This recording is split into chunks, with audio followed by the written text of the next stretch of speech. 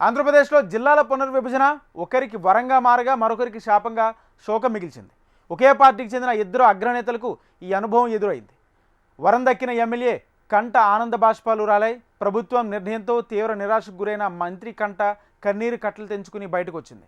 చంద్రబాబు ప్రభుత్వం తాజాగా తీసుకున్న జిల్లాల పునర్విభజన వ్యవహారం ఇప్పుడు పెద్ద చర్చగా మారింది. ఇంతకీ ఆనందం వ్యక్తం చేస్తున్న ఆ ఎమ్మెల్యే ఎవరు, ఆవేదన చెందుతున్న ఆ మంత్రి ఎవరు? Let's watch the story. విధి చిత్రమైంది. తామొకటి తలిస్తే దైవం మరోటి తలిచినట్టయింది. ఒకరికి ఆనందంతో కంట ఆనంద భాష్పాలు రాలాయి. అనుకున్నది దక్కకపోవడంతో మరొకరి కంట ఆవేదన పూరిత కన్నీరు ఉబికింది. ఆంధ్రప్రదేశ్లో ఒకే పార్టీకి చెందిన ఇద్దరు అగ్రనేతలు ప్రభుత్వం తీసుకున్న నిర్ణయంతో తీవ్ర భావోద్వేగానికి గురయ్యారు.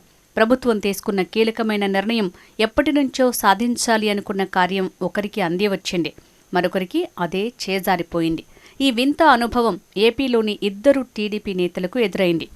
ఒకే రాష్ట్రం, ఒకే పార్టీ, ఇక సందర్భం కూడా ఒకటే కావటం మరో విశేషం. ప్రకాశం జిల్లాలోని మార్కాపురం పలకల తయారీకి ప్రసిద్ధి చెందిన ప్రాంతం. భిన్నత్వంలో ఏకత్వం ఇక్కడ కనిపిస్తుంది. విద్య, వైద్యం, ఉపాధి, వ్యాపార, వాణిజ్య కార్యకలాపాలకు ఇక్కడ కొదవలేరు. ఒంగోలు తర్వాత ప్రకాశం జిల్లాలో మార్కాపురమే చాలా మందికి సుపరిచితం. దీంతో మార్కాపురంను ప్రత్యేక జిల్లా కేంద్రం చేయాలని స్థానిక ప్రజలు, నాయకులు డిమాండ్ చేస్తూ వస్తున్నారు. వైసీపీ ప్రభుత్వ హయాంలో కొత్త జిల్లాల ఏర్పాటుకు అంకురార్పణ జరిగింది. ఆ సమయంలో మార్కాపురంను కొత్త జిల్లాగా ప్రకటించాలన్న టాక్ జోరుగా వినిపించింది. కానీ అది కార్యరూపం దాల్చలేదు. దీంతో ఇక్కడి స్థానిక నాయకులు, ప్రజలు నిరాశావాదంలో మునిగిపోయారు.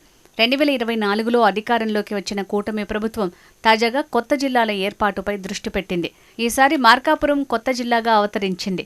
ఫలితంగా ప్రజల ఆనందం అంబరాన్ని తాకింది. ఇక మార్కాపురంను జిల్లాగా చేయాలి అనే చిరకాల కోరికతో ఉన్న స్థానిక ఎమ్మెల్యే కందుల నారాయణ రెడ్డి కల కూడా నెరవేరింది.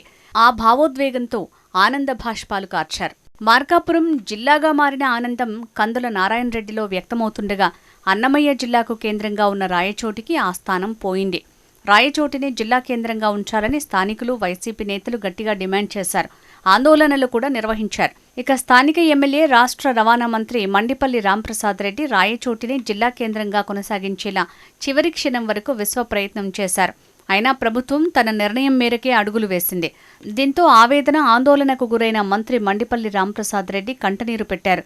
జిల్లాల పునర్విభజనపై ప్రభుత్వం తుది నిర్ణయం తీసుకున్న నేపథ్యంలో వేదనతో కన్నీరు తుడుచుకుంటూ వెళ్లిపోయిన రాంప్రసాద్ రెడ్డి మీడియాతో కూడా మాట్లాడటానికి ఇష్టపడలేదు. ఏపీలో జిల్లాల పునర్విభజన వ్యవహారం ఇప్పుడు కూటమికి తలనొప్పిగా మారే పరిస్థితి కనిపిస్తోందన్న గుసగుసలు వినిపిస్తున్నాయి. జిల్లా కేంద్రాలు మార్చడంపై ఓవైపు వైసీపీ భగ్గుమంటోంది. టీడీపీలోని కీలక నేతలే జిల్లాల పునర్విభజనపై ఆవేదనతో ఉన్నారు. ఇది ప్రతిపక్ష పార్టీలకు ఆయుధంగా మారుతుందా అనే సందేహం ఇప్పుడు నెలకొంది. ముఖ్యంగా రాయచోటికి అన్యాయం జరిగిందనే వాదన లేకపోలేదు. అయితే రాయచోటిలో మెడికల్ కాలేజీ ఏర్పాటుతో పాటు ఇతర ప్రాధాన్యతలు ఇస్తామని సీఎం చంద్రబాబు మంత్రి రాంప్రసాద్ రెడ్డికి హామీ ఇచ్చారట. ఈ హామీతో మంత్రి సంతృప్తి చెందారా అనేది అనుమానమేనంటున్నారు. ముందస్తు ఆలోచన లేకుండా సీఎం చంద్రబాబు ఏమీ చెయ్యరని, ఆయన ఏ నిర్ణయం తీసుకుంటే దాని వెనుక పెద్ద ప్రణాళికే ఉంటుందని టీడీపీ నేతలు అంటున్నారు. ఏదేమైనా జిల్లాల పునర్విభజన నేపథ్యంలో రగిలిన చిచ్చు చంద్రబాబు ఎలా చల్లారుస్తారోనని తెలుగు తమ్ముళ్లు ఆసక్తిగా ఎదురుచూస్తున్నారు.